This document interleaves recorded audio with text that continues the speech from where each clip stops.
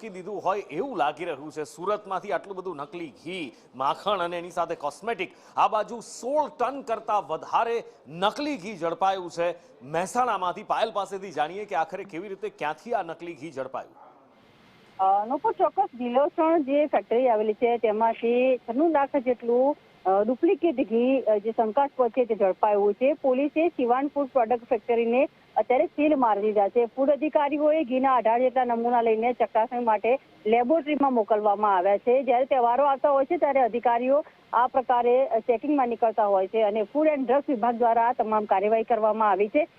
બાતમીના આધારે ફૂડ વિભાગની આ કાર્યવાહી છે। 16,000 કરતાં વધુ લીટરનો શંકાસ્પદ ઘીનો જથ્થો જે છે તેને સીલ કરવામાં આવ્યો છે। આ સમગ્ર ફૂડ વિભાગ દ્વારા ઘીના નમૂના લઈને પૃથ્થકરણ માટે લેબમાં મોકલવામાં આવ્યા છે। ત્યારે દિવાળીના તહેવારો આવી રહ્યા છે, લોકો નકલી વસ્તુ આરોગતા પહેલા 100 વાર વિચાર કરવો જોઈએ, કારણ કે જે પ્રકારે વારે વારે આ નકલીના જે બેફામ માફિયાઓ જે છે તે નકલી વસ્તુ બનાવીને લોકોના સ્વાસ્થ્ય સાથે ચેડા કરી રહ્યા છે, તેવા લોકો સામે એક્શન લેવામાં આવે તેવી પણ માંગ ઉઠી છે। નુપુર, બિલકુલ।